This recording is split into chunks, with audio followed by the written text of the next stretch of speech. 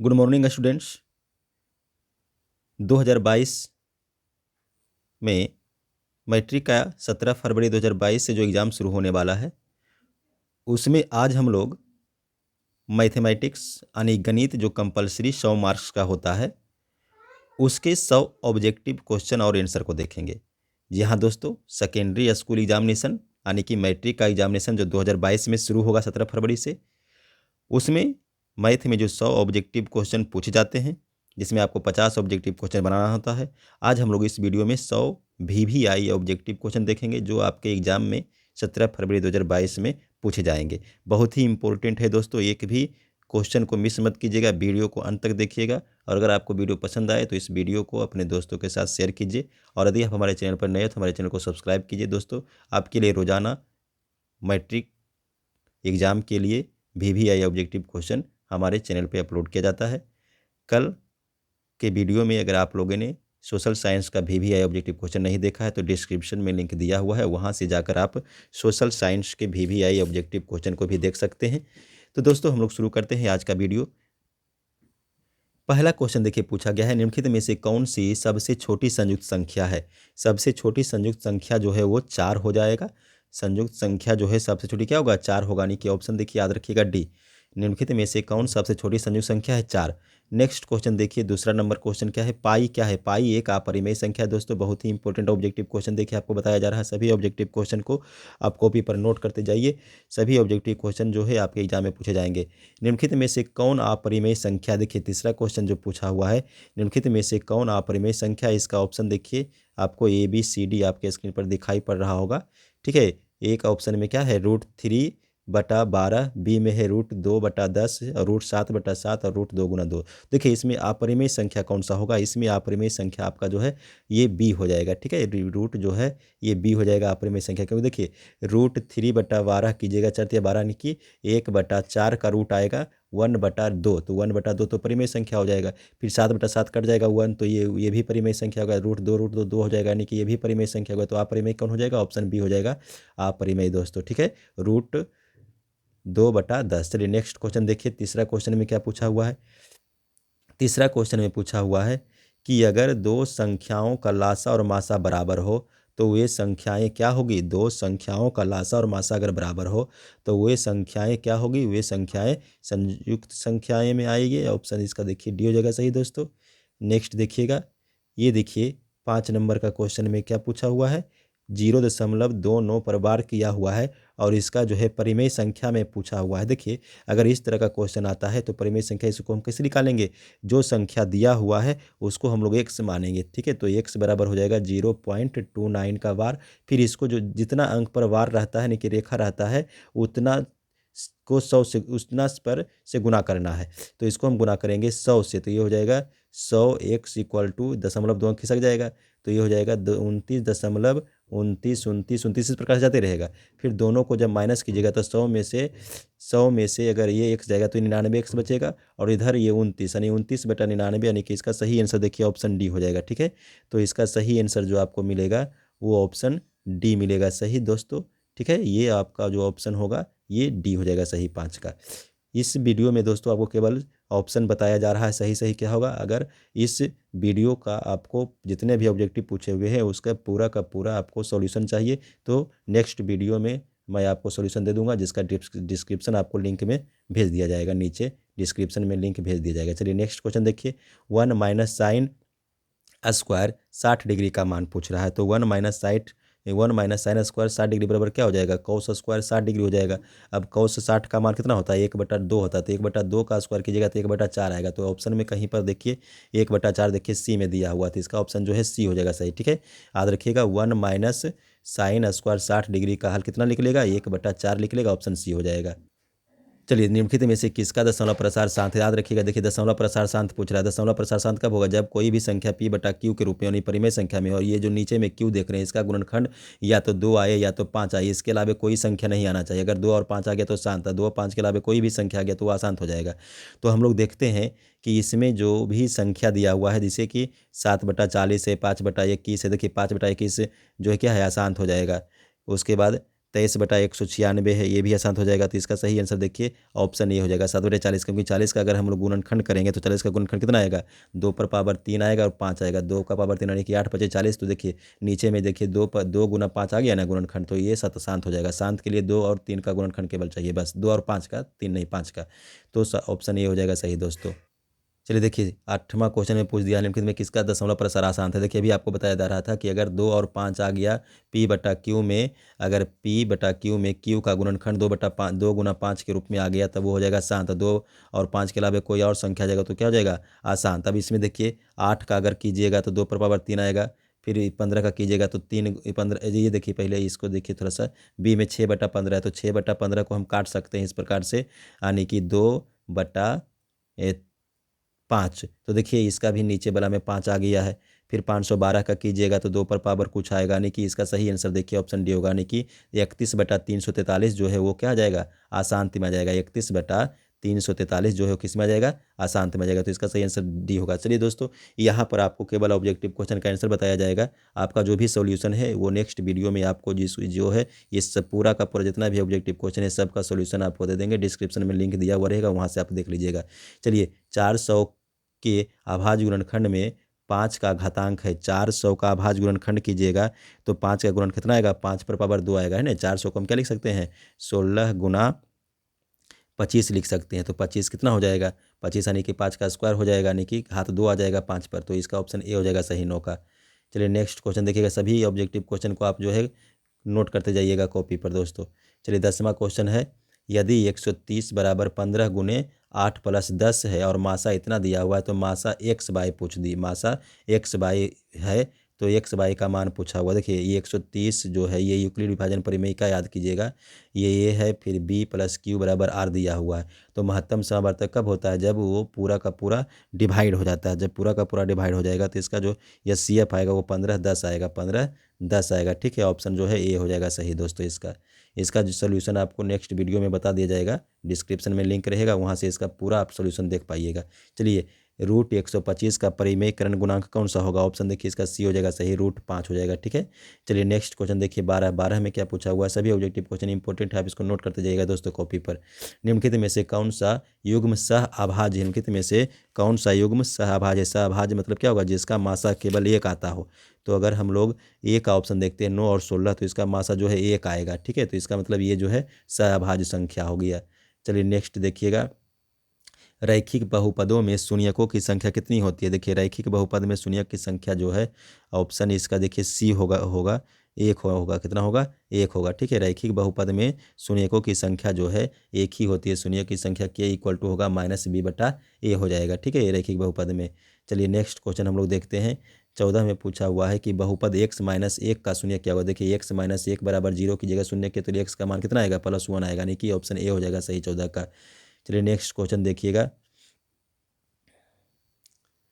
सभी क्वेश्चन को आप लोग कॉपी पर नोट करते जाइएगा दोस्तों।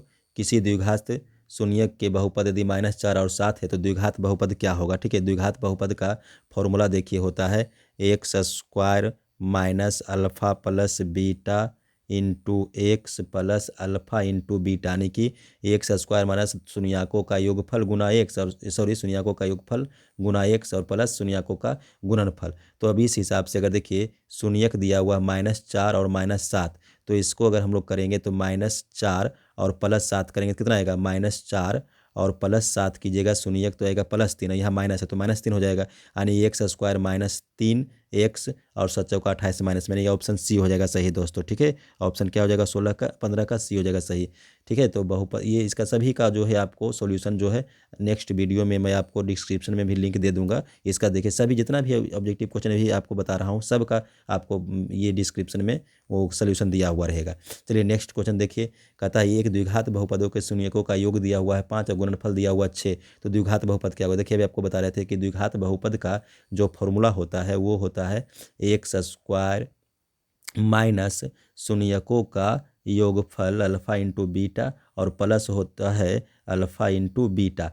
तो अब देखिए x² तो रख देंगे हम लोग, फिर माइनस अल्फा प्लस बीटा यानी शून्यकों का योगफल, तो योगफल कितना है 5 है, और फिर x करेंगे और फिर प्लस होता है गुणनफल, तो 6, तो x square minus 5x plus 6 कहाँ पर है, देखिए बी में है, तो इसका ऑप्शन जो है बी हो जाएगा सही दोस्तों। ठीक है, ऑप्शन जो है 16 का बी हो जाएगा सही। चलिए नेक्स्ट क्वेश्चन देखिए। सभी क्वेश्चन को जो है स्क्रीनशॉट लेकर के आप जो है अपना कॉपी पर नोट करते जाइएगा। यदि बाई स्क्वायर माइनस 6 प्लस 8 का शून्य का अल्फा और बीटा दिया हुआ, तो अल्फा इंटू बीटा, देखिए ये द्विघात समीकरण दिया हुआ, द्विघात बहुपद है, तो द्विघात बहुपद में अल्फा इंटू बीटा बराबर क्या होता है, सी बटा ए होता है। ठीक है, अल्फा इंटू बीटा बराबर होता है सी बटा ए, तो सी का मान जो है वो 8 है और ए का मान जो है 1 है, 8/1 यानी कि ऑप्शन ए हो जाएगा सही 8। नेक्स्ट क्वेश्चन देखिए, बहुपद F X equal to 3x² minus 7x plus 2a, तो एफ -1 यानी कि देखिए एक्स का मान एक्स का वैल्यू -1 रखना है, तो एक्स का वैल्यू -1 रखिएगा तो ये हो जाएगा 3 - 1 का होल स्क्वायर माइनस 7 और फिर एक्स का मान -1 प्लस 2। अब इसको हल कीजिए कितना आएगा, 3 हो जाएगा, एक का स्क्वायर तो एक ही रह जाएगा, माइनस माइनस प्लस हो जाएगा 7 और प्लस 2 के 10 2 12 यानी कि ऑप्शन कितना हो जाएगा बी हो जाएगा सही दोस्तों। तो ये देखिए ऑप्शन बी आ जाएगा इसका सही। चलिए नेक्स्ट क्वेश्चन देखिएगा।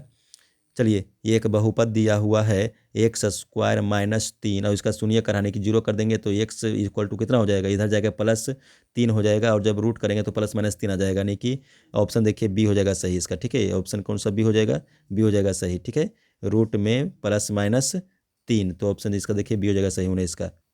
20 में देखिए कहता है निम्न में कौन 6x - 2y बराबर 0 और 10x + 2y बराबर 32 का, यानी कि दो समीकरण दिया हुआ है, x और y का मान निकालना है। तो इसमें x और y का मान निकाल करके देखिएगा तो आपको मिलेगा x बराबर 2 और y बराबर 6, x बराबर 2 y बराबर 6 मिलेगा, यानी कि ऑप्शन 2 हो जाएगा। देखिए x का मान अगर 2 रखते तो 6 दूनी 12 और y का मान भी 6 रखते 6 दूनी 12, तो 12 में से 12 गया 0 आ जाएगा यहाँ पर भी देखिएगा अगर इस समीकरण में, तो x का मान रखिएगा 2 तो कितना हो जाएगा 10 दूनी 20 और 6 दूनी 12 32, तो ये इसका ऑप्शन बी हो जाएगा सही। ठीक है, चलिए नेक्स्ट क्वेश्चन देखिएगा 21। चलिए सभी क्वेश्चन जो है इंपॉर्टेंट है, सभी क्वेश्चन को आप कॉपी पर नोट करते भी जाइएगा दोस्तों।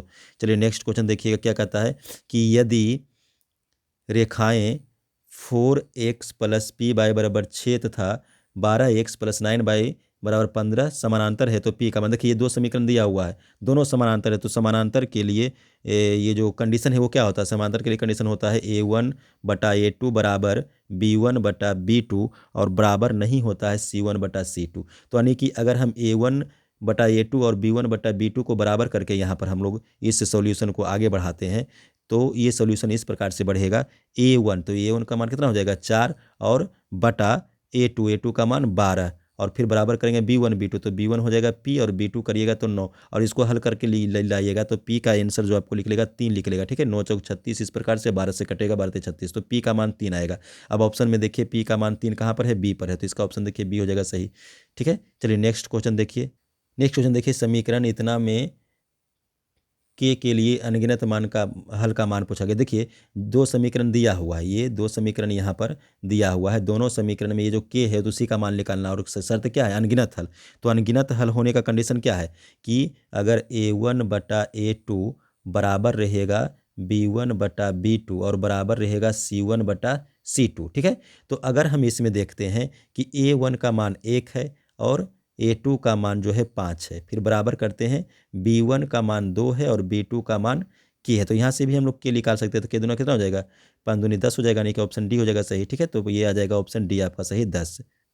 नेक्स्ट क्वेश्चन देखिए, 4 ऑप्शन दिया है, चारों में पूछा गया द्विघात समीकरण कौन सा होगा, तो द्विघात समीकरण आप हल कीजिएगा तो ऑप्शन इसका देखिए बी आ जाएगा सही। क्या आ जाएगा, बी आ जाएगा सही था इसका। ठीक है, चलिए नेक्स्ट क्वेश्चन देखिए।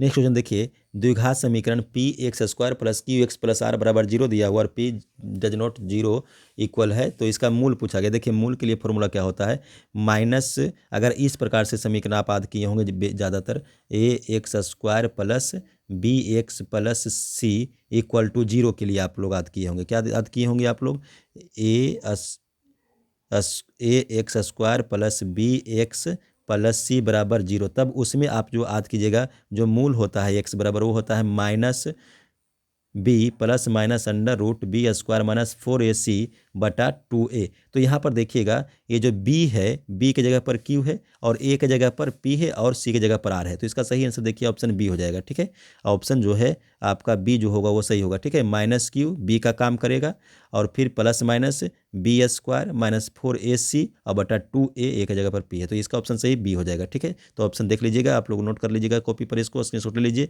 चलिए नेक्स्ट क्वेश्चन देखिए, द्विघात समीकरण इतना है, मूलों की प्रकृति क्या होगी। तो देखिए मूल की प्रकृति के लिए आप लोग याद कीजिए, तीन कंडीशन है।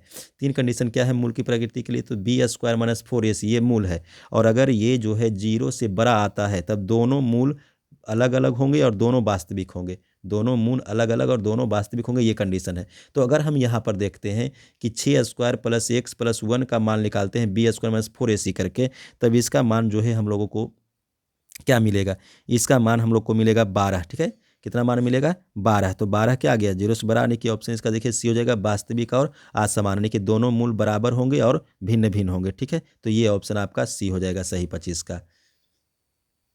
26 में भी देखिए द्विघात समीकरण इतना दिया हुआ है और कहता है मूल एक दूसरे के व्युत्क्रम होंगे यदि। तो इसका देखिए अगर हम लोग बनाने जाते हैं 27 का, तो 26 लगता है छूट गया, पहले 26 देख लेते हैं। 26 में देखिए कहता है ये एक समीकरण दिया हुआ, इसमें मूलों का योग पूछा गया है। ठीक है, ये द्विघात समीकरण दिया हुआ है, तो मूलों का योग जो अगर हम लोग द्विघात समीकरण के लिए देखें तो मूलों का योग alpha plus beta equal to क्या होता है, alpha equal to beta equal to होता है माइनस बी बटा ए। तो अब माइनस रखेंगे बी 18 और ए रखेंगे 3, तो माइनस, और यहाँ पर भी देखिए माइनस है तो माइनस माइनस प्लस हो जाएगा, यानी कि 6 18 यानी कि प्लस ये डी आएगा ऑप्शन। ठीक है, डी आएगा, प्लस 6 आएगा ऑप्शन। चलिए नेक्स्ट क्वेश्चन देखिए 27 में देखिए क्या कहता है, ये द्विघात समीकरण दिया हुआ है A X square plus B X plus C बराबर 0 और उसके मूल एक दूसरे के व्युत्क्रम कब हो गए। तो इसका जब मान हम लोग निकालेंगे तो इसका ऑप्शन बी लिख लेगा, सी बराबर ए जब हो जाएगा तो इसका, अच्छा देखिए ये भी हम आप लोग को केवल जो है इसका आंसर बता रहे हैं। ठीक है, नेक्स्ट वीडियो भी तुरंत हम लोग इसके बाद अपलोड करेंगे, तो उसमें जो है इस पूरे जितना भी आपको ऑब्जेक्टिव बताया जा रहा है सब का आपका जो है सॉल्यूशन क्या हुआ रहेगा विस्तार से, तो वहाँ पर आप जो है इसको अच्छे से समझ सकते हैं। यहाँ पर केवल आप जो है क्वेश्चन को नोट कर लीजिए ऑब्जेक्टिव कॉपी पर और उसको बनाइए, और उसके बाद हम आपका इसका सॉल्यूशन भी भेज देंगे, डिस्क्रिप्शन में लिंक रहेगा, वहाँ से आप इसको कॉपी कर लीजिएगा। चलिए समानांतर श्रेणी इतना दिया हो, इसका 15वां पद पूछा गया है, तो इसका 15वां पद जब आप लोग निकालिएगा तो ऑप्शन देखिए बी आप लोग को मिलेगा, 15/2 मिलेगा। ठीक है, तो 28 का बी हो जाएगा। चलिए नेक्स्ट क्वेश्चन देखिए 29 में एक समांतर श्रेणी दिया हुआ है चारों में कहता है कि कौन सा समांतर श्रेणी नहीं दिया हुआ है। निम्न में कौन सा समांतर श्रेणी नहीं है, तो इसका ऑप्शन अगर 29 का निकालिएगा तो समांतर श्रेणी में कौन सा नहीं है ये पूछा गया है। तो समांतर श्रेणी में ये देखिए सार्वअंतर जो है बराबर होना चाहिए, तो सार्वअंतर जो है इस डी नंबर में देखिएगा तो यहाँ पर पहला सार्वअंतर डी माइनस यानी कि 10 - 4 की जगह तो 6 आएगा, फिर 15 - 10 की जगह 5 आ जाएगा, सार्वअंतर बराबर नहीं आ रहा है कि ऑप्शन डी हो जाएगा सही। ये समांतर श्रेणी में नहीं है, समांतर श्रेणी में सभी रहेगा जब सार्वअंतर जो है बराबर आना चाहिए। चलिए 30 में कहता है यदि किसी समांतर श्रेणी का पहला पद 9 है और सार्वअंतर -3 है तो प्रथम 12 पदों का योगफल पूछा गया। तो योगफल के लिए फॉर्मूला लगा दीजिएगा, SN = n/2 × 2a + n - 1 × d। तो ये फॉर्मूला अगर हम लोग लगाएंगे, इस फॉर्मूला को फिर से यहाँ पर लिख देते हैं विस्तार से। ठीक है, SN = n/2 फिर 2a + n - 1 × d, ये फॉर्मूला आप लोग यूज कीजिएगा। ठीक है, जिसमें a क्या है, a आपका प्रथम पद है जो 9 रखिएगा, n क्या है, n आपका 12 गो पद है तो 12 रखिएगा। ठीक है, और d क्या है, सार्वअंतर -3 रखिएगा, और उसको अगर आप लोग हल कीजिएगा तो इसका मान आएगा -90 आएगा। ठीक है, ऑप्शन सी हो जाएगा। ठीक है, इसको आप लोग देख लीजिएगा, एक बार इसका स्क्रीनशॉट ले लीजिए क्वेश्चन को और इसका आंसर आप देख लीजिएगा कि आपका -90 आएगा। ठीक है, चलिए नेक्स्ट 31 में देखिए फिर से समांतर श्रेणी दिया हुआ है, इसका कौन सा पद जो है 170 पूछा गया। तो ये n पद वाला जो है फॉर्मूला लगा दीजिएगा, an = क्या हो जाएगा, an = हो जाएगा a + n - 1 × d। तो ये n पद 170 दिया हुआ है, 170 रखिएगा, a का मान 17 दिया हुआ है, फिर प्लस n तो पूछा गया है -1 रखिएगा, और d का मान देखिए सार्वअंतर निकाल लीजिएगा, 34 - 17 तो 17 आएगा। इसको फिर जब आप लोग हल कीजिएगा तो इसका मान 10 आएगा, यानी कि 10वां पद, यानी कि ऑप्शन बी हो जाएगा सही। ठीक है, 10वां पद आपका जो है वो बी आएगा, 31 का बी आएगा, 10वां पद सही आएगा। तो इसको देख लीजिएगा बना करके, और इसका तो डिस्क्रिप्शन में फिर लिंक दे दूंगा, वहाँ पर आपका पूरा जो है बना हुआ मिल जाएगा आपको। चलिए नेक्स्ट क्वेश्चन देखिए, फिर से समांतर श्रेणी दिया हुआ है, इसमें कहता है पदों की संख्या कितनी है। तो पदों की संख्या के लिए फिर वही हम लोग जो है n पद वाला जो फॉर्मूला लगाएंगे जो भी आपको बता रहे थे। तो इसमें जो है 32 का आपका ऑप्शन आएगा, 14 आएगा। ठीक है, ये आएगा ऑप्शन 32 का, देख लीजिएगा बना करके, और नहीं बनेगा तो फिर तो डिस्क्रिप्शन में लिंक रहेगा, वहाँ पर आपको इसका सोल्यूशन मिला हुआ रहेगा। चलिए नेक्स्ट देखिएगा, 0 से 5 तक में कितना विषम संख्या है, 25 है, ऑप्शन ए हो जाएगा। चलिए हटाइए इसको। नेक्स्ट क्वेश्चन देखिएगा, समकोण त्रिभुज ABC में कोण B 90 है और AB का मान दिया हुआ है, BC का मान दिया हुआ है, AC का मान दिया हुआ, तो tan A पूछा हुआ है। ठीक है, तो अगर हम लोग इसमें देखें कि एक त्रिभुज बनाते हैं समकोण त्रिभुज, तो ये A है, ये B आपका 90 डिग्री दिया हुआ है, ये C है।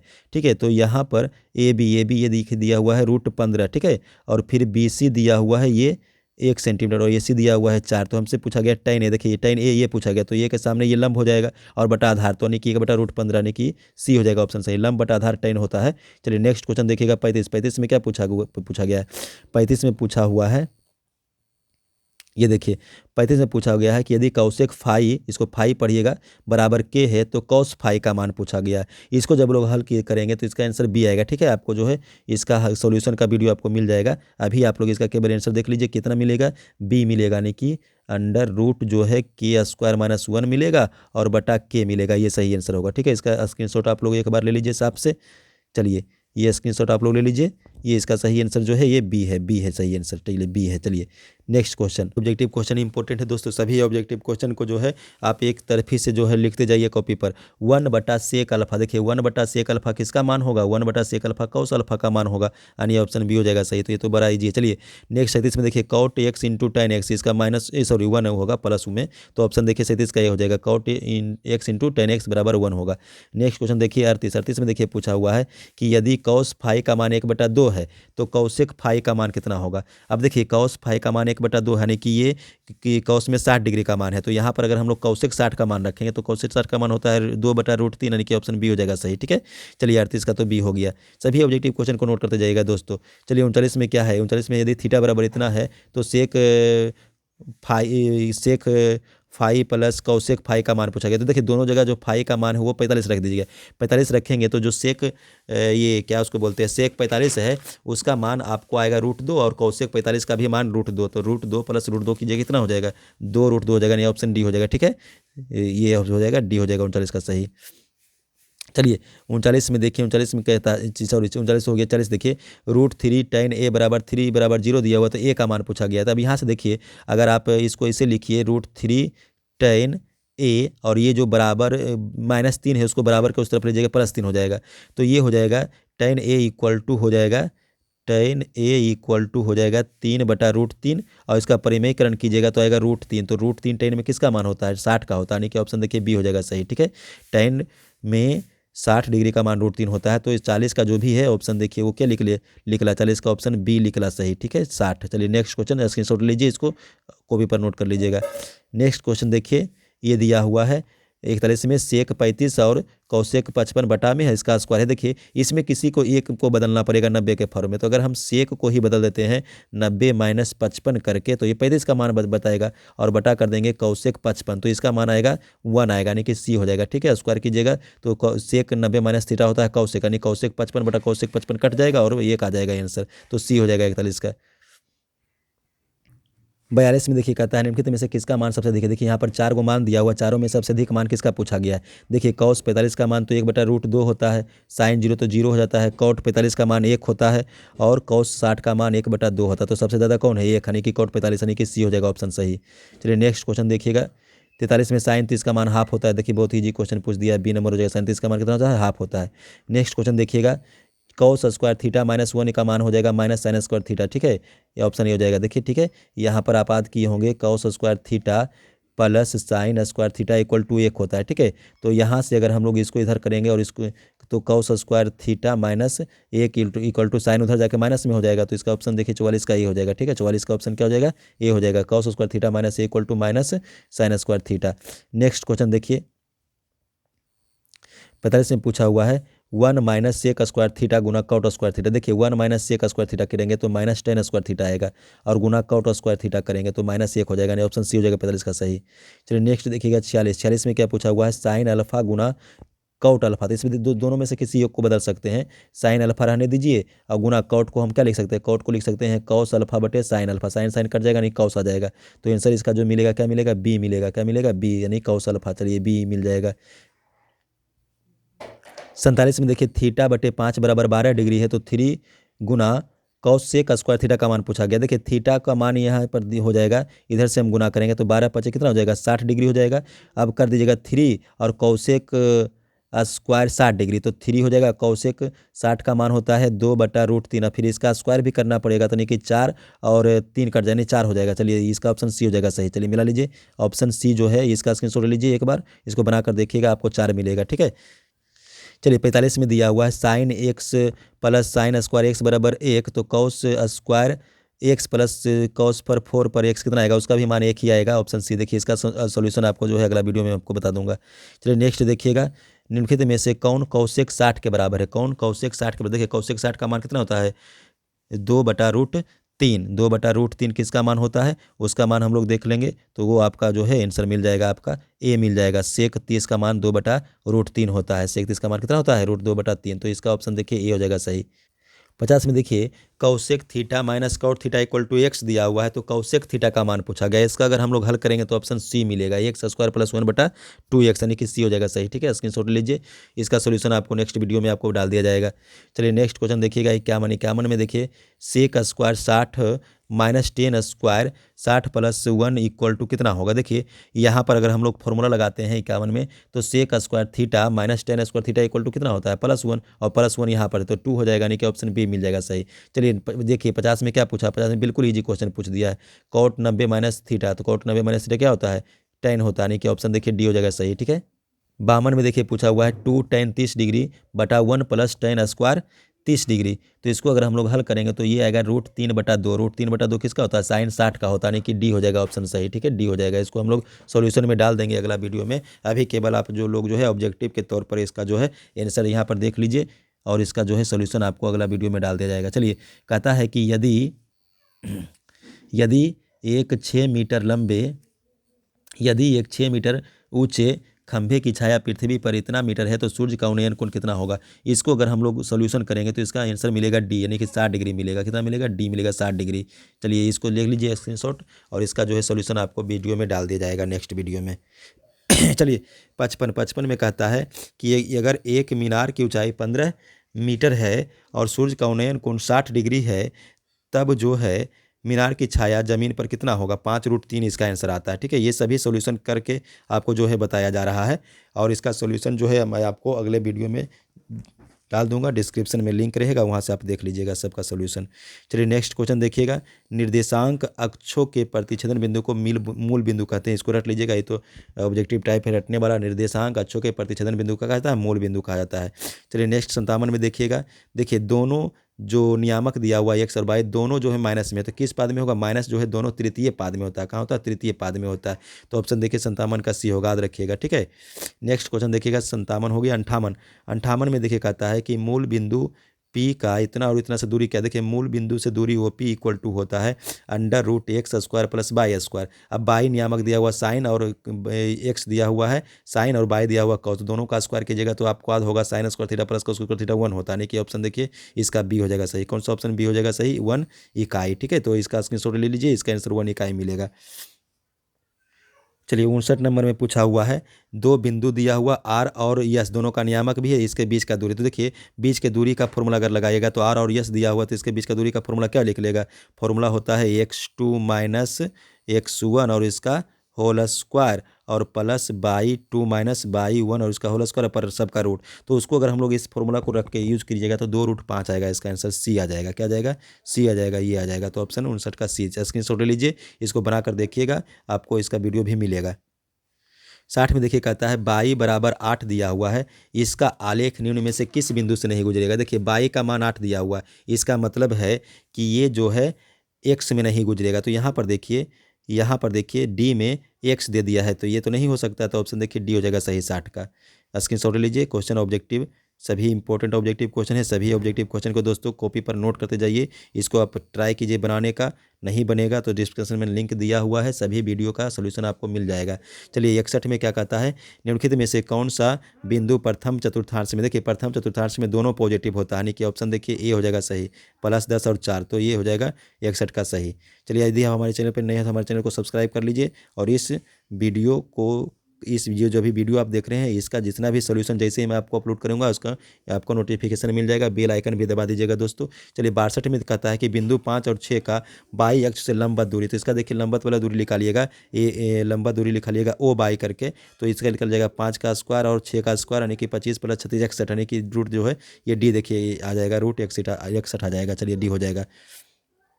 चलिए मध्य बिंदु नहीं है, बिंदु यम है और यन है, इसको मिलाने वाली रेखा के मध्य बिंदु का नियामक पूछा गया। तो देखिए मध्य बिंदु के नियामक का अगर फॉर्मूला लगाइएगा तो मध्य बिंदु के नियामक का फॉर्मूला क्या हो जाएगा, फॉर्मूला हो जाता है, अगर हम मध्य बिंदु को पी मान लेते हैं तो पी का दो फॉर्मूला निकलेगा, एक्स का और बाई का, तो हो जाएगा x1 + x2/2 और बाई नियामक के लिए y1 + y2/2। और इसको अगर आप लोग सॉल्व कीजिएगा तब इसका आंसर आपको मिलेगा सी मिलेगा। क्या मिलेगा, सी मिलेगा, -5 मिलेगा और 12 मिलेगा। इसको करके देखिएगा, ठीक है। चलिए नेक्स्ट क्वेश्चन देखिए, यदि किसी वृत्त के व्यास के छोरों का निर्देशांक कितना और इतना दिया हुआ तो वृत्त के केंद्र का निर्देशांक कितना होगा, 0 और 0 होगा, नहीं क्या ऑप्शन देखिए सी हो जाएगा सही।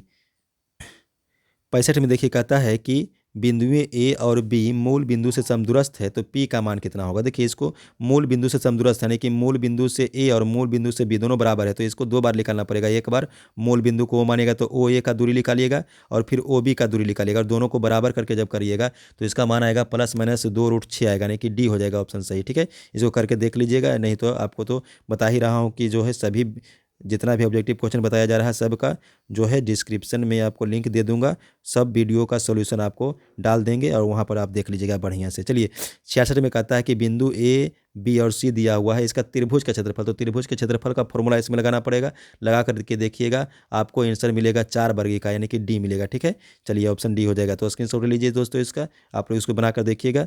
नेक्स्ट क्वेश्चन देखिए, बिंदु जो है ए और बी दिया हुआ है और ये जो है 3:2 में विभाजित करता है, अंतः विभाजित करता है, तो बाई का निर्देशांक आप निकाल करके देखिएगा तो इसका बी मिलेगा। क्या मिलेगा, बी मिलेगा, ठीक है।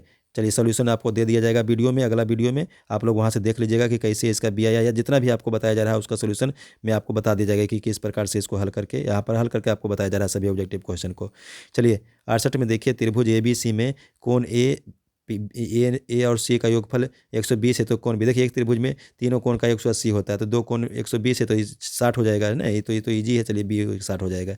चलिए 69 में कहता है जी त्रिभुज ABC और DEF में AB/DE यानी कि संगत भुजा दिया हुआ दोनों का, और फिर BC/FD दिया हुआ समरूप होगा, तो इसका देखिए सभी समरूप हो सकता है जब समरूप त्रिभुज का जो संगत भुजा है उसका संगत कोण भी बराबर होता है, तो संगत कोण अगर AB का लेंगे B और DB का लेंगे D, तो इसका हो जाएगा ऑप्शन देखिए हो जाएगा D सही हो जाएगा, ठीक है। तो इसको भी आप लोग देख लीजिएगा। चलिए ये देखिए 70 में क्या पूछ दिया है, दो त्रिभुज समरूप है और BC/QR यानी कि देखिए इसका संगत भुजा का अनुपात दिया हुआ 1:5, तो त्रिभुज AR मतलब एरिया, त्रिभुज का क्षेत्रफल पूछ दिया है PQR और ABC का अनुपात, तो इसका अनुपात अगर निकालिएगा तो इसका अनुपात लिख लेगा 5 लिख लेगा, यानी ऑप्शन देखिए 70 का 25 लिख लेगा, 25 लिख लेगा, ऑप्शन देखिए ए हो जाएगा सही, ठीक है। तो इसका अगर सॉल्यूशन आप लोग करने देखना चाहेंगे तो सॉल्यूशन आपको जो है नेक्स्ट वीडियो में आपको बता दिया जाएगा, अभी आप लोग केवल इसका आंसर देख लीजिए। नेक्स्ट क्वेश्चन देखिए तो बहुत हल्का है, tan 90 - थीटा कितना हो जाएगा, कट हो जाएगा, ऑप्शन देखिए बी हो जाएगा सही 71 का। चलिए नेक्स्ट देखिएगा 72 में देखिए ये आकृति आपको देखिए दिखाई पड़ रहा होगा स्क्रीन पर, और इस आकृति में एक त्रिभुज दिया हुआ है ABC और फिर यहाँ पर ये जो है DE और ये जो BC है वो दोनों समानांतर दिया हुआ देखिए ये, और फिर सबका मान भी दिया हुआ है, AD का मान, DB का मान, AE का मान, AC का मान। देखिए आप याद कीजिएगा पर में कि अगर एक त्रिभुज में दो समांतर रेखा होता है तो फिर AD/DB और AE/EC बराबर होता है, इसको अगर आप लोग हल कीजिएगा तब जाकर के आपको आंसर मिल जाएगा 9.6 मिल जाएगा। तो इसका जो है स्क्रीनशॉट आप लोग ले लीजिए स्क्रीनशॉट, और इसका आंसर क्या बताएं, सी मिलेगा, ठीक है। चलिए नेक्स्ट क्वेश्चन 73 में देखिए, 73 में देखिए कहता है कि दो समकोणिक त्रिभुजों में उनकी संगत भुजाओं का अनुपात सदैव समान रहता है, किसने कहा था, थेल्स कहा था। तो इसका देखिए ये याद रखिएगा, थेल्स का प्रमेय ये है, ऑप्शन ये देखिए। चलिए निम्नलिखित में कहता है कि एक बाह्य बिंदु से एक वृत्त पर कितनी स्पर्श रेखा, देखिए एक वृत्त है, यहाँ पर मान लीजिए एक बाह्य बिंदु है, तो कितना स्पर्श रेखा खींच सकते हैं, एक स्पर्श रेखा और एक, दो, बस दो ही स्पर्श रेखा खींच सकते हैं। तो इसका सही आंसर जो है वो ऑप्शन 2 होगा, यानी कि बी हो जाएगा सही, ठीक है। चलिए हो गया। नेक्स्ट क्वेश्चन देखिएगा 75 में कहता है कि दी गई आकृति, देखिए यहाँ पर आपको देखिए आकृति दिखाई पड़ रहा होगा ये, ठीक है। कहता है कि दी गई आकृति में PA ये वाला PA और PB ये जो है दो स्पर्श रेखाएं हैं और O केंद्र पर इस प्रकार है कि APO इक्वल टू 40 डिग्री। देखिए ये वाला जो कोण आप देख रहे हैं APO यानी कि ये वाला कोण जो है वो 40 है। तो OAB यानी ये वाला कोण का मान पूछा। तो इस कोण का मान अगर हम लोग निकालेंगे सोल्यूशन करके, तो इसका सोल्यूशन किया हुआ है। देखिए इसका सोल्यूशन करने पर ये बहुत लंबा सोल्यूशन जाएगा, इसका 40 डिग्री आएगा आंसर, ऑप्शन ए आएगा। ठीक है, तो इसका जो है सोल्यूशन अगले वीडियो में आपको डाल दूंगा, बार बार बता रहा हूँ, वहाँ पर सब देख लीजिएगा। चलिए नेक्स्ट क्वेश्चन देखिएगा। एक और आकृति देखिए दिया हुआ है, कहता है कि दी हुई आकृति में QOR, देखिए QOR ये वाला लाइन ये क्या है, व्यास है। PQ P और Q और फिर P और R ये दोनों बराबर है। ठीक है, तो कोण PQR का मान पूछा गया। किसका मान पूछा गया है, किसका मान पूछा गया है, कोण PQR का मान पूछा गया है। कोण PQR ये कोण पूछा गया है। ठीक है, तो इस कोण का मान अगर हम लोग निकालेंगे तो इस कोण का मान आएगा आपको जाकर C आएगा। कितना आएगा, C 90 डिग्री। याद रखिएगा ये एक प्रमेय होता है कि वृत्त के परिधि पर बना हुआ कोण जो है समकोण होता है। ठीक है, वृत्त के परिधि पर बना कोण समकोण होता है। तो देखिए ये तीनों कोण तो वृत्त के परिधि पर बना हुआ, तो ये क्या हो जाएगा, समकोण हो जाएगा। इसीलिए इसका मान कितना आएगा, 90 डिग्री आएगा। ऑप्शन जो है आपका ये सॉरी यहाँ पे गड़बड़ हो गया, C आएगा, 45 आएगा। ठीक है, देखिए ये 90 हो जाएगा तो ये 45 और 45 हो जाएगा, तो 45 आएगा ऑप्शन 76 का C। इसका सोल्यूशन आपको मिल जाएगा, तो आपको पता चल जाएगा कि 45 कैसे आया है। 77 में कहता है कि यदि केंद्र O वाले वृत्त में AB और AC दो स्पर्श रेखाएं इस प्रकार है कि BOC बराबर 110 है, तो CO का मान पूछा गया है।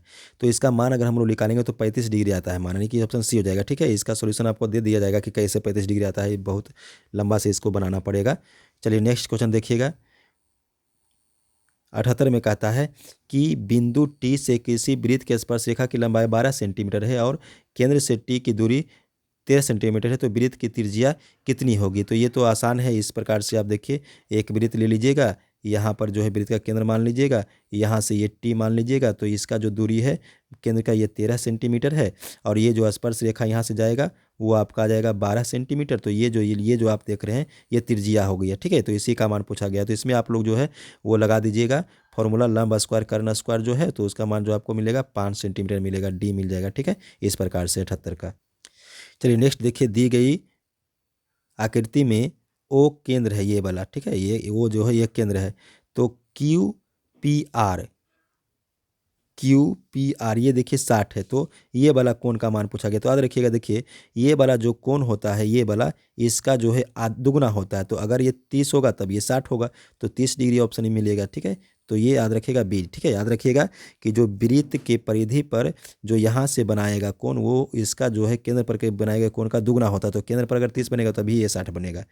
नेक्स्ट क्वेश्चन देखिएगा।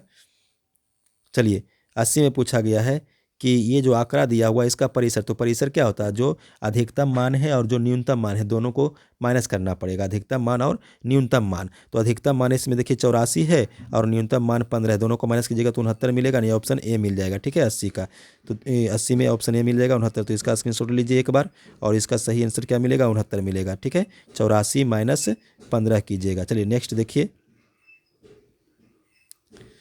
81 में कहता है एक संख्या दिया हुआ है 1 2 3 n तक दिया हुआ है, इसका समानांतर माध्य पूछा गया। तो समानांतर माध्य बराबर क्या होता है, समानांतर माध्य बराबर होता है कुल संख्याओं का योग, है ना। समानांतर माध्य बराबर क्या होता है, समानांतर माध्य को अगर हम लोग समानांतर माध्य को समेशन से दर्शाएं तो इसका हो जाता है समानांतर माध्य बराबर कुल संख्याओं का योग, यानी कि 1 + 2 + 3 प्लस कहाँ तक, n तक, और बटा कुल संख्या का गो है, n गो है। अब देखिए ऊपर में जो आ गया वो आ गया n संख्याओं का योगफल। तो n संख्याओं का योगफल होता है n × 1 + 1 बटा n, और ये 2 से भाग देंगे तो ये n और n कटेगा, तो इसका सही आंसर जो है n + 1/2 मिलेगा। क्या मिलेगा, n + 1/2 कहाँ है, ऑप्शन देखिए C मिलेगा सही। ठीक है, चलिए ये आपका ऑप्शन C मिल जाएगा सही। सोल्यूशन आपको दे दिया जाएगा वीडियो में, उसके लिए घबराइए नहीं। नेक्स्ट क्वेश्चन देखिए, 82 में कहता है कि 3 माध्यक बहुलक और x ये दिया हुआ। तो x का मान देखिए, ये तो फॉर्मूला ही आप लोग देखे होंगे कि 3 माध्यक बराबर होता है बहुलक + 2 माध्य। क्या होता है फॉर्मूला, सूत्र होता है, सूत्र देखिए आप लोग याद रखिएगा कि 3 माध्यक बराबर होता है बहुलक प्लस 2 माध्य। तो देखिए 2 आ जाएगा x की जगह पर, तो x की जगह पर 2 आ गया, यानी कि सी हो जाएगा ऑप्शन। ठीक है, ऑप्शन क्या हो जाएगा सही, सी हो जाएगा सही। ठीक है, ये हो जाएगा ऑप्शन। 83 में देखिए ये परीक्षण दिया हुआ है, इसमें बहुलक, बहुलक इसको कहते हैं जो संचयी बारंबारता अधिकतम बार आएगा। तो अधिकतम बार जो है इसमें कौन सा आ रहा है, अधिकतम बार आपका सी आ रहा है, 13 आ रहा है। देखिए 13 जो है 1 2 और 3 बार है, बाकी 11 देखिए 2 ही बार है, 12 भी देखिए 2 बार है, 14 1 ही बार है। तो सी हो जाएगा 83 का सही। 84 में देखिए ये एक श्रेणी दिया हुआ है और इसका माध्य दिया हुआ है x, तो x का मान पूछा गया है। तो देखिए अगर माध्य हम लोग निकालेंगे तो कुल संख्याओं का योग बटा कुल संख्या। तो अगर हम लोग कुल संख्याओं का योग करते हैं यानी कि 7 + 9 + 13 + 15 + x बटा संख्या 1 2 3 4 5 और बराबर में कितना है, बराबर में आपका माध्य दिया हुआ है 10। इसको अगर आप लोग सोल्यूशन कीजिएगा तो x बराबर 6 मिलेगा। क्या मिलेगा, 6, यानी कि ऑप्शन ए मिल जाएगा सही। ठीक है, ऑप्शन ए मिल जाएगा सही। देख लीजिए 84 का स्क्रीनशॉट लेते जाइए। सभी ऑब्जेक्टिव क्वेश्चन इंपॉर्टेंट है दोस्तों, सब ऑब्जेक्टिव क्वेश्चन को आप जो नोट कीजिए कॉपी पर, सबका सोल्यूशन भी आपको जो है बताया जाएगा नेक्स्ट वीडियो में। चलिए, किसी घटना के प्रायिकता का अधिकतम मान, देखिए घटना का, किसी भी घटना का प्रायिकता 0 से 1 के बीच हो सकता है, तो अधिकतम कितना हो सकता है, 1 हो सकता है। तो इसका सही आंसर देखिए ऑप्शन ए हो जाएगा सही। याद रखिएगा कि कोई भी घटना 0 से 1 के बीच यानी कि अधिकतम मान 1 होगा। अब देखिए कहता है निम्नलिखित में से कौन सी प्रायिकता नहीं हो सकती। देखिए अभी आपको बता रहे थे कोई भी घटना जो है प्रायिकता में तभी होगा जब वो 0 से 1 के बीच में होगा। अब देखिएगा इसमें अगर हम लोग 50% को करते हैं 1/2 तो 0.5, तो ये भी हो सकता है। ये देखिए अगर हम लोग 3/4 को करते हैं तो 3/4 का भी मान देखिए 0 पॉइंट कुछ आएगा। और अगर हम लोग इसका मान करते हैं, इसका मान अगर हम लोग करते हैं तो इसका मान आएगा 1 पॉइंट कुछ, यानी 1 से ज़्यादा आ जाएगा। तो 1 से ज़्यादा आ गया तो ये प्रायिकता नहीं हो सकता, नहीं कि ऑप्शन जो है डी सही हो जाएगा इसका। ठीक है, 87 में देखिए पूछता है कि एक न्याय संगत पासा को जो है फेंका गया हो तो 2 के गुणज आने की प्रायिकता। देखिए प्रायिकता क्या होता है, प्रायिकता होता है कि जो अनुकूल परिणाम है आने की संभावना है वो, और कुल परिणाम। तो देखिए 2 का गुणज कई गुना रहता है, 2 4 और 6, 3 गुना रहता है। तो 3 और कुल संभावना है 6, यानी कि 1/2 हो जाएगा। ऑप्शन कितना हो जाएगा, ए हो जाएगा सही 87 का। स्क्रीनशॉट लेते जाइएगा सभी ऑब्जेक्टिव क्वेश्चन का और इसको अच्छे से तैयारी कीजिए दोस्तों। 17 फरवरी 2022 को जो मैथ का एग्जाम हो उससे ये क्वेश्चन जरूर पूछेगा। चलिए, अच्छी तरह से फेंटी गई एक ताश की गड्डी में से एक पत्ता अदृश्य निकाला जाता है, तो इसके लाल रंग, देखिए लाल रंग का जो ताश का पत्ता होता है उसमें 26 को लाल रहता है। ठीक है, ईंट का और ये पान, इस प्रकार से लाल पान का और ईंट का। तो 26 तो जो है 26 होगी और कुल होता है 52। तो एक अदृश्य पत्ती लाल रंग आने का कितना संभावना है, 1/2 है, यानी कि ऑप्शन ए हो जाएगा सही 88 का। 89 में कहता है देखिए 2 न्याय संगत सिक्के उछाले जाते हैं तो कम से कम एक शीर्ष यानी कि एक हेड आने की प्रायिकता क्या होगा। देखिए जब 2 सिक्कों को उछालेगा तो कंडीशन क्या हो सकता है कि दोनों में हेड आ जाए, है ना, या फिर एक में हेड और एक में टेल आ जाए। ठीक है, या फिर एक में टेल और एक में हेड आ जाए, इस प्रकार से संभावना है। तो यहाँ पर देखिएगा कि हेड जो है कई गो है, 3 गो, सॉरी हेड जो है 4 गो, तो कुल संभावना कितना है 4। और सिक्का को उछाला जाता है कितने बार, कम से कम एक हेड का था, तो 1/4 हो जाएगा ऑप्शन। ठीक है, तो इसका ऑप्शन बी हो जाएगा सही। कितना हो जाएगा, बी सही हो जाएगा, 3/4 बी ऑप्शन हो जाएगा सही, 1/4। नेक्स्ट क्वेश्चन देखिए 90 में कहता है कि 3 सिक्कों के उछाल में संभव परिमाणों की संख्या कितना। देखिए 3 सिक्का को एक साथ उछाला जाता है तो संभव परिमाण क्या होगा कि या तो तीनों का हेड रह जाए, एक हो गया, या तो 2 का हेड और 1 का टेल, फिर या तो 1 का हेड 2 का टेल, या तो फिर तीनों का टेल, है ना। इस प्रकार से और भी होगा, 1 tail 1 head 1 tail, 1 head 1 tail 1 head, इस प्रकार से 8 इसका आएगा, 2 अभी और बनेगा, 2 टेल 1 हेड फिर 1 हेड और 2 टेल, तो इस प्रकार से इसका 8 को बनेगा। तो डी इसका देखिए सही हो जाएगा। इसका सोल्यूशन आपको दे दिया जाएगा वीडियो में, अभी केवल आंसर देख लीजिए, इसका 8 आ जाएगा। चलिए 91 देखिए, 91 में कहता है कि 8 सेंटीमीटर त्रिज्या वाले वृत्त के अंतः वर्ग का क्षेत्रफल कितना होगा। 8 सेंटीमीटर त्रिज्या वाले वृत्त के अंतः वर्ग का क्षेत्रफल अगर हम लोग इसको निकाल कर देखेंगे तो 128 आता है। इसका सही आंसर देखिए ऑप्शन डी हो जाएगा। अभी केवल ऑप्शन देख लीजिए कौन सा सही है, इसका सोल्यूशन आपको वीडियो में बता दिया जाएगा। चलिए 92 में कहता है कि दो वृत्त के परिधियों का अनुपात इतना है तो इसका क्षेत्रफल का अनुपात कितना होगा। 2 वृत्त के परिधि का इतना है तो इसका क्षेत्रफल का 16:25 आएगा, यानी कि सी आ जाएगा सही। इसको देखेंगे हम लोग बना के नेक्स्ट वीडियो में, तो डाल ही देंगे सोल्यूशन इसका। अभी इसका ऑप्शन देख लीजिए। चलिए स्क्रीनशॉट ले लीजिए और सबको ऑब्जेक्टिव को कॉपी पर नोट कीजिए। चलिए 93 में क्या है कि एक समबाहु त्रिभुज का क्षेत्रफल दिया हुआ है, इसका भुजा पूछा हुआ है। तो अगर इसको हम लोग निकालेंगे तो ±6 आएगा, यानी कि ऑप्शन देखिए ये आ जाएगा सही 6 सेंटीमीटर।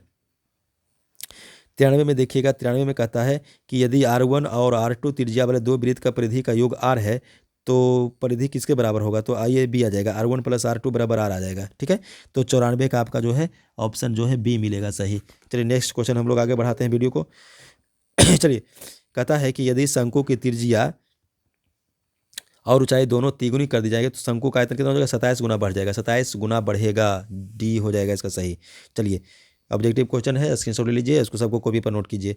नेक्स्ट क्वेश्चन देखिएगा, आर त्रिज्या, चलिए ये तो आपका जो है ऑब्जेक्टिव में ये क्या उसको बोलते हैं, फॉर्मूला पूछ दिया है। आर त्रिज्या वाले अर्धगोले के कुल पृष्ठ क्षेत्रफल 3πr² होगा, ये ऑप्शन देखिए बी हो जाएगा सही 96 का। 97 में देखिए क्या पूछा, शंकु के छिन्नक का आयतन, ये भी देखिए फॉर्मूला पूछ दिया, शंकु के छिन्नक का आयतन याद रखिएगा, ऑप्शन ए होगा 1/3πh × r² plus r² small में है plus r capital into R. यहाँ पर देखिए आप लोग याद किए होंगे R1 R2 करके, तो यहाँ पर R1 R2 नहीं दिया है, यहाँ पर कैपिटल R और स्मॉल r के रूप में दिया हुआ है, तो ऑप्शन ए हो जाएगा शंकु के छिन्नक का आयतन, ये फॉर्मूला होता है। चलिए नेक्स्ट 98 में देखिए कहता है कि उस समांतर श्रेणी का सारमांतर क्या होगा जिसका A18 और A14 का जो माइनस दिया हुआ वो 32, यानी कि 18वां पद और 14वां पद का अंतर जो है 32 से, तो सारमांतर डी निकालना है, जिसका डी हम लोग निकाल के देखे हैं, सी आएगा 8 आएगा। ठीक है, ऑप्शन ये सोल्यूशन आपको मिल जाएगा नेक्स्ट वीडियो में। चलिए नेक्स्ट क्वेश्चन कहता है गोला का व्यास इतना है तो इसका वक्र पृष्ठ क्षेत्र 55-44 सेंटीमीटर, इसको हम लोग करके देखेंगे, इसका ऑप्शन सी आएगा, देख लीजिएगा करके, ऑप्शन सी आएगा। ठीक है, πd² फॉर्मूला लगा दीजिएगा, πd², डी दिया हुआ है 42, इसका स्क्वायर कीजिएगा, π/7 रखिएगा, आपको मिल जाएगा आंसर। चलिए नेक्स्ट क्वेश्चन देखिए, 100 में कहता है कि एक बेलन की ऊंचाई इतना है, बेलन का वक्रपृष्ठ इतना है, तो इसका आयतन क्या होगा। देखिए यहाँ पर सबसे पहले जो है वक्रपृष्ठ का क्षेत्रफल दिया हुआ, ऊंचाई दिया हुआ, तो उससे आप आर निकाल लीजिएगा, फिर आर निकल जाएगा तो πr² रख करके जो है हम लोग आयतन निकाल लेंगे, तो आयतन आपको जो है 396 मिलेगा, ये ऑप्शन डी मिल जाएगा। तो दोस्तों इस वीडियो में हम लोग 2022 17 फरवरी से जो एग्ज़ाम शुरू हो रहा है मैट्रिक का, उसमें पूछे जा सकने वाले सभी महत्वपूर्ण ऑब्जेक्टिव क्वेश्चन मैथ का हम लोग 100 गो देखे हैं। ठीक है, नेक्स्ट वीडियो में आपको जो है आज जो मैं आपको ऑब्जेक्टिव क्वेश्चन बताया वो सभी ऑब्जेक्टिव क्वेश्चन का सॉल्यूशन भी आपको विस्तार से बताया जाएगा कि उसका ऑप्शन सही ये कैसे आया है, बी कैसे, जो भी है वो सही कैसे आया, तो आपका सॉल्यूशन भी दे दिया जाएगा। आप लोग अगर हमारे चैनल पर नए हैं तो हमारे चैनल को सब्सक्राइब कर ले, बेल आइकन दबा लें, जैसे ही आपको इस वीडियो का सॉल्यूशन हम डालेंगे आपको नोटिफिकेशन मिल जाएगा और आप इसको आराम से देख लीजिएगा। ठीक है, और इसके पहले वाले कल वाला वीडियो में हम लोग सोशल साइंस का भी ऑब्जेक्टिव क्वेश्चन करवाए थे, अगर वो आप लोग से छूट गया तो डिस्क्रिप्शन में इस वीडियो में देखिएगा, डिस्क्रिप्शन में लिंक नीचे दिया हुआ है, वहाँ पर आप लिंक पर जाकर क्लिक कीजिएगा, सोशल साइंस का भी VVI ऑब्जेक्टिव क्वेश्चन आप देख लीजिएगा दोस्तों। धन्यवाद।